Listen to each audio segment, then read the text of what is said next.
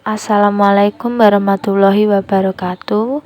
Kami dari kelompok 7 yang beranggotakan Agustin Cindy Pratiwi, Lili Sekar Ayu Kirani, Fadila Ainandia. Di sini kami akan menyampaikan tentang peraturan pemerintah atau Undang-Undang Republik Indonesia tentang aborsi, bayi tabung, dan adopsi. Definisi peraturan pemerintah atau undang-undang tentang aborsi adalah berhentinya kehamilan sebelum usia kehamilan 20 minggu yang mengakibatkan kematian janin. Abortus provocatus merupakan jenis abortus yang sengaja dibuat atau dilakukan dengan cara menghentikan kehamilan sebelum janin dapat hidup di luar tubuh ibu. Macam-macam dari aborsi. Yang pertama, abortus spontan atau abortus spontaneus. Yang kedua, abortus terapeutik atau medis atau abortus provocatus therapeuticum. Yang ketiga, abortus buatan atau sengaja atau abortus provocatus criminolois. Macam-macam dari abortus. Yang pertama, abortus spontan atau abortus spontaneus, keguguran tanpa didahului tindakan tertentu yang memicunya disebut sebagai aborsi atau abortus spontan. Dan yang kedua, ada abortus terapeutik atau medis atau abortus provocatus therapeuticum, merupakan abortus yang disertai dengan indikasi medik atau demi menyelamatkan nyawa ibu. Yang ketiga, ada abortus buatan atau sengaja. Abortus provocatus criminalois merupakan aborsi yang disengaja dilakukan tanpa adanya indikasi medik atau ilegal. Kemudian aspek-aspek aborsi meliputi yaitu kode etik, medis, agama, sosial, hukum, KB, sumpah dokter atau bidan. Misalnya, aborsi dari sudut pandang hukum. Di Indonesia, baik menurut pandangan agama atau undang-undang negara maupun kode etik kedokteran, seorang dokter tidak diperbolehkan melakukan tindakan aborsi atau pengguguran kandungan. Jika ditinjau dari aspek hukum, pelarangan abortus justru tidak bersifat mutlak. Selanjutnya yaitu abortus provocatus terdiri dari yang pertama, abortus buatan legal atau abortus provocatus therapeuticus, yaitu pengguguran kandungan yang dilakukan menurut syarat-syarat dan cara-cara yang dibenarkan oleh undang-undang. Dan yang kedua, ada abortus buatan ilegal atau abortus provocatus criminalis, merupakan pengguguran kandungan yang bertujuan selain menyembuhkan dan menyelamatkan si ibu, dilakukan tidak menurut syarat dan cara undang-undang.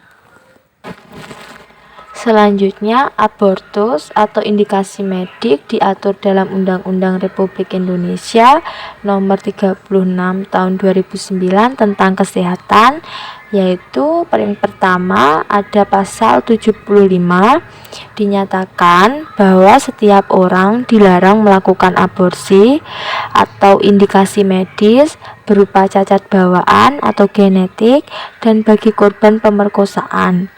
Pengecualian larangan aborsi untuk perempuan dengan kedaruratan medis dan untuk korban pemerkosaan.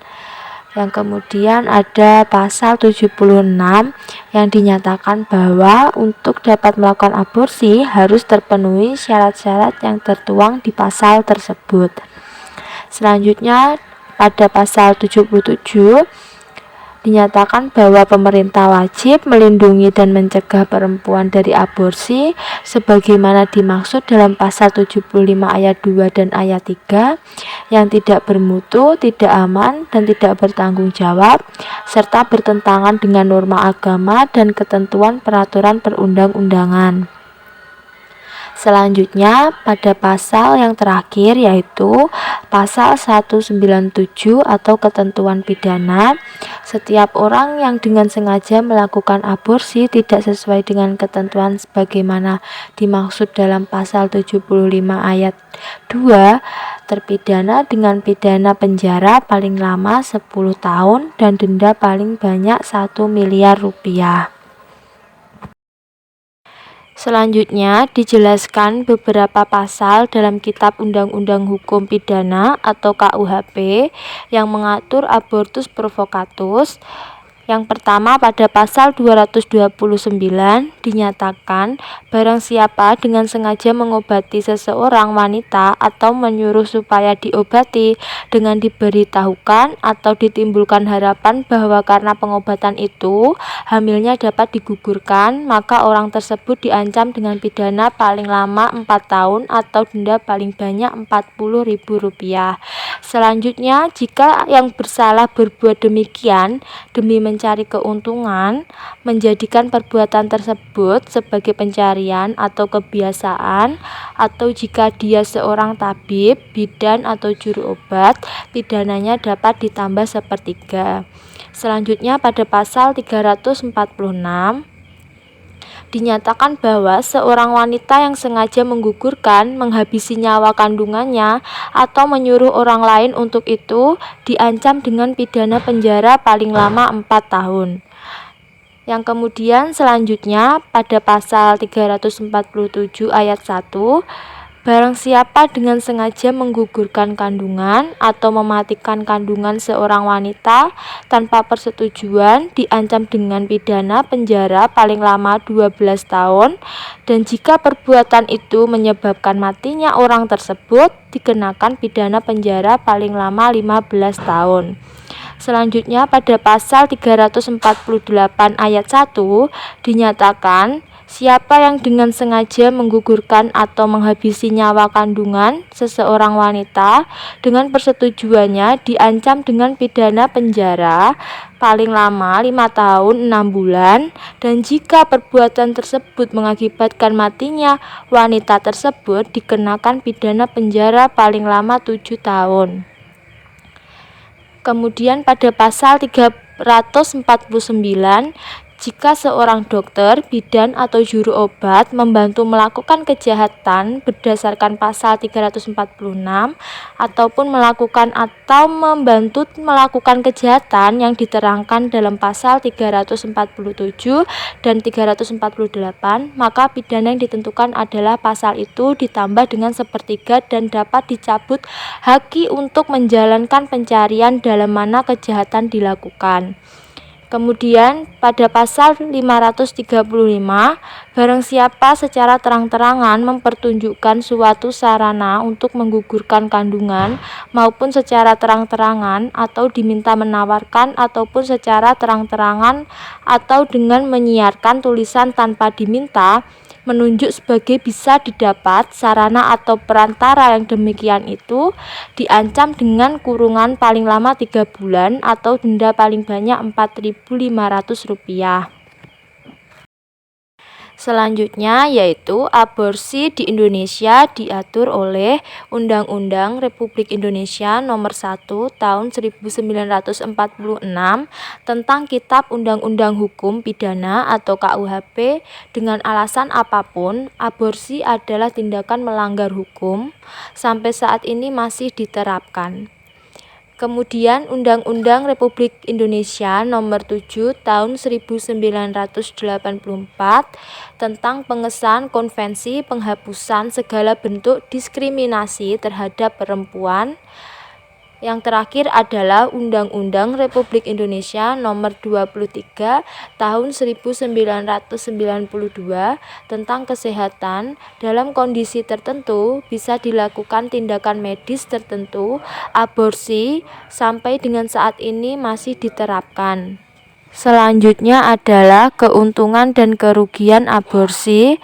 Yang pertama, keuntungan aborsi adalah undang-undang atau KUHP dibuat pada zaman Belanda untuk menyelamatkan ibu dari kematian akibat tindak aborsi tak aman oleh tenaga tak terlatih atau dukun. Dan kemudian pada kerugian aborsi adalah Aborsi masih dianggap sebagai tindakan kriminal. Undang-undang Kesehatan dibuat untuk memperbaiki KUHP. Pada KUHP, baik pemberi pelayanan atau dokter, pencari pelayanan atau ibu, dan yang membantu mendapatkan pelayanan dinyatakan bersalah. Kemudian aborsi seharusnya 1. Dilakukan oleh dokter ahli kandungan dan dokter umum yang ditunjuk dan terlatih atau bersertifikat. Yang kedua, dilakukan di rumah sakit atau klinik yang ditunjuk. Yang ketiga, disetujui oleh sekurang-kurangnya seorang konselor dan seorang dokter yang ditunjuk atau oleh seorang dokter bila dalam keadaan darurat atau emergensi. Selanjutnya, tindakan aborsi dibolehkan dalam kondisi perempuan sebagai berikut. Yang pertama, usia kandungan tidak boleh lebih dari 12 minggu dan hasil diagnosis menunjukkan munculnya risiko lebih besar pada pasien atau perempuan bila kehamilan dilanjutkan seperti gangguan mental, fisik, dan psikososial. Yang kedua, ancaman gangguan atau cacat mental permanen pasien atau perempuan. Yang ketiga, membahayakan jiwa pasien atau perempuan jika kehamilan dilanjutkan. Yang keempat, risiko sangat jelas bahwa anak yang akan dilahirkan menderita cacat fisik atau mental yang serius. Peraturan pemerintah atau undang-undang tentang bayi tabung, yaitu fertilasi in vitro atau transfer embrio, proses pembuahan di luar tubuh atau pertemuan antara sperma dan ovum dilakukan di luar tubuh, yaitu di dalam tabung atau piring Petri, suatu usaha jalan pintas untuk mempertemukan sel telur atau ovum dengan sel jantan atau sperma di luar tubuh manusia atau in vitro.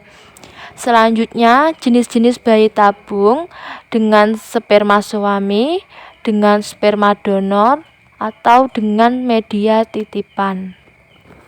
Selanjutnya, pandangan bayi tabung dari segi agama.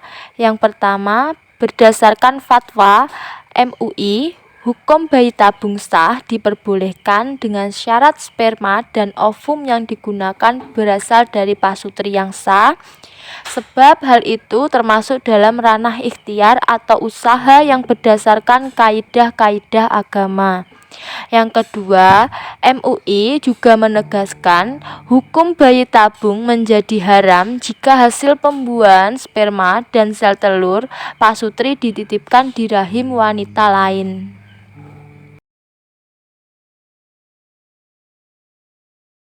Selanjutnya adalah kedudukan hukum anak. Jadi, kedudukan hukum anak yang lahir melalui FIV dengan menggunakan sperma suami pada pasal 250 KUH Perdata mengatur tentang pengertian anak sah. Kemudian pada pasal 42 Undang-Undang Perkawinan. Kemudian bagaimana kedudukan anak hasil FIV yang sperma dari suami, ovum dari istri, dan embrio ditanam di rahim istri, bahwa orang tua terikat perkawinan yang sah. Secara biologis, anak merupakan pasutri, istri sendiri yang akan melahirkan anak tersebut. Kedudukan hukum anak yang lahir melalui proses FIV dengan menggunakan sperma donor dapat dilihat dari aspek biologis atau ayah biologis dan dari aspek yuridis atau ayah yuridis dapat dianggap sebagai berikut. Yang pertama, 1. Sebagai anak sah dengan melalui pengakuan pada pasal 285 KUH Perdata, dan yang kedua sebagai anak zina. Kedudukan hukum anak yang lahir melalui proses FIV dengan menggunakan surrogate mother atau media titipan atau ibu pengganti. Pada proses ini, sel telur dan sperma pasangan suami istri yang berupa embrio dititipkan dalam rahim wanita lain atau sewa rahim. Dasar hukum pelaksanaan bayi tabung di Indonesia menurut Undang-Undang Republik Indonesia Nomor 36 Tahun 2009 tentang Kesehatan pada pasal 127 ayat 1, upaya kehamilan di luar cara alamiah hanya dapat dilakukan oleh pasangan suami istri yang sah dengan ketentuan: 1.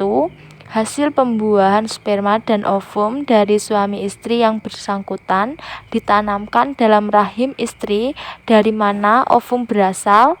Yang kedua, dilakukan oleh tenaga kesehatan yang mempunyai keahlian dan kewenangan. Yang ketiga, pada fasilitas pelayanan kesehatan tertentu.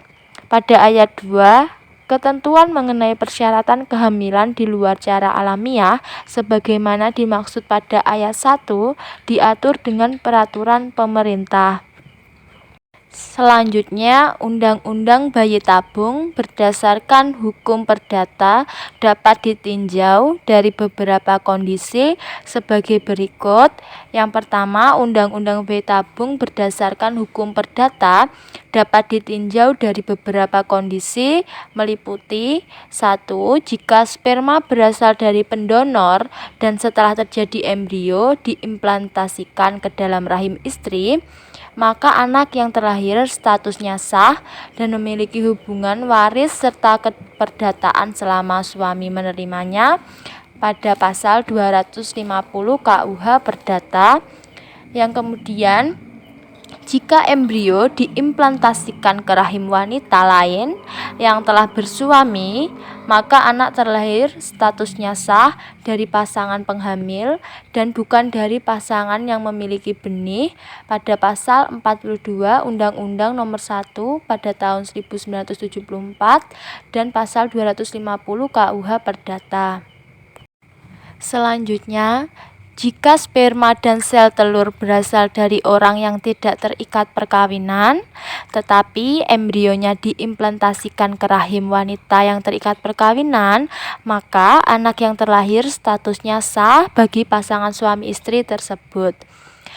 Dan jika embrio diimplantasikan ke rahim gadis, maka status anak yang terlahir adalah anak di luar nikah. Aspek hukum bayi tabung yaitu inseminasi buatan atau bayi tabung menjadi permasalahan hukum dan etis moral bila sperma atau sel telur datang dari pasangan keluarga yang sah dalam hubungan pernikahan. Hal ini pun dapat menjadi masalah bila yang menjadi bahan pembuahan tersebut diambil dari orang yang telah meninggal dunia. Peraturan pemerintah atau undang-undang tentang adopsi. Definisi dari adopsi adalah suatu proses penerimaan seorang anak dari seseorang atau lembaga organisasi ke tangan orang lain secara sah diatur dalam peraturan perundang-undangan. Adopsi juga berarti memasukkan anak yang diketahuinya sebagai anak orang lain ke dalam keluarganya dengan status fungsi sama dengan anak kandung. Adopsi juga diartikan sebagai perbuatan hukum di mana seseorang yang cakap mengangkat seseorang anak orang lain menjadi anak sahnya.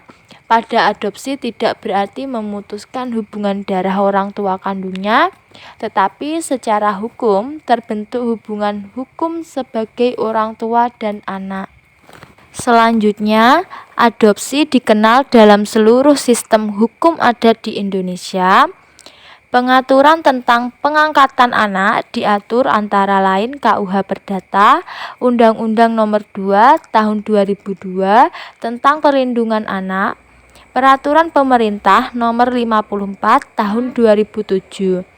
Pengaturan teknisnya banyak terbesar di Surat Edaran Mahkamah Agung. Yang kedua, aspek hukum adopsi. Menurut dari hukum adat, bila menggunakan lembaga adat, penentuan warisan bagi anak angkat tergantung kepada hukum adat yang berlaku. Kemudian menurut hukum Islam, dalam hukum Islam, pengangkatan anak tidak membawa akibat hukum dalam hal hubungan darah. hubungan wali-mewali, dan hubungan waris-mewaris dengan orang tua angkat. Selanjutnya, menurut peraturan perundang-undangan dalam Statblad 1917 nomor 129, akibat hukum dari pengangkatan anak adalah anak tersebut secara hukum memperoleh nama dari bapak angkat, dijadikan sebagai anak yang dilahirkan dari perkawinan orang tua angkat dan menjadi ahli waris orang tua angkat. Selanjutnya adalah Undang-Undang Pengangkatan Anak atau pengangkatan anak diatur dalam pasal 39 sampai 41 Undang-Undang Pengangkatan Anak, yaitu pada pasal 39 pengangkatan anak hanya dapat dilakukan untuk kepentingan yang terbaik bagi anak dan dilakukan berdasarkan adat kebiasaan setempat dan ketentuan peraturan perundang-undangan yang berlaku. Yang kedua, pengangkatan anak sebagaimana diatur dalam ayat 1 tidak memutuskan hubungan darah antara yang diangkat dengan orang tua kandungnya. Yang ketiga, calon orang tua anak harus seagama dengan agama yang dianut oleh calon anak angkat. Yang keempat, pengangkatan anak oleh WMA hanya dapat dilakukan sebagai upaya terakhir. Yang kelima, dalam hal asal-usul anak tidak diketahui, maka agama anak disesuaikan dengan agama mayoritas penduduk setempat. Yang kemudian pasal 40, yaitu 1. Orang tua wajib memberitahukan kepada anak angkatnya mengenai asal-usulnya dan orang tua kandungnya. Yang kedua, pemberitahuan asal-usul dan orang tua kandungnya sebagaimana dimaksud dalam ayat 1 dilakukan dengan memperhatikan kesiapan anak yang bersangkutan. Yang terakhir, pada pasal 41, pemerintah dan masyarakat melakukan bimbingan dan pengawasan sebagaimana dimaksud dalam ayat 1 diatur dengan peraturan pemerintah atau peraturan pemerintah nomor 54 tahun 2007. Selanjutnya, pihak yang dapat mengajukan adopsi yang pertama adalah pasangan suami istri. Hal ini diatur dalam SEMA nomor 6 tahun 1983 tentang pemeriksaan permohonan pengesahan atau pengangkatan anak. Selain itu, keputusan Mensos Republik Indonesia nomor 41 HUK atau KEP 7 1984 tentang petunjuk pelaksanaan pengangkatan anak. Yang kedua, orang tua tunggal, janda atau duda, kecuali janda yang suaminya pada saat meninggalkan wasiat yang isinya tidak menghendaki pengangkatan anak, WNI yang belum menikah atau memutuskan tidak menikah. Selanjutnya adalah syarat anak yang diangkat menurut peraturan pemerintah nomor 54 tahun 2007 pasal 12 ayat 1, belum berusia 18 tahun, merupakan anak terlantar atau ditelantarkan, berada dalam asuhan keluarga atau dalam lembaga pengasuhan anak dan memerlukan perlindungan khusus. Selanjutnya, syarat usia anak yang akan diangkat menurut peraturan pemerintah nomor 54 tahun 2007 ayat 2 adalah yang pertama, anak usia kurang 6 tahun adalah prioritas utama. Yang kedua, anak usia 6 sampai 12 tahun adalah alasan mendesak. Dan yang ketiga adalah anak usia 12 sampai 18 tahun memerlukan perlindungan khusus. Syarat orang tua angkat menurut peraturan pemerintah nomor 54 tahun 2007 pasal 13 adalah sehat jasmani dan rohani, berumur minimal 30 tahun dan maksimal 50 tahun, beragama sama dengan calon anak angkat, berkelakuan baik dan tidak pernah dihukum, berstatus menikah paling singkat 5 tahun, tidak merupakan pasangan sejenis, tidak atau belum mempunyai anak atau hanya memiliki satu anak.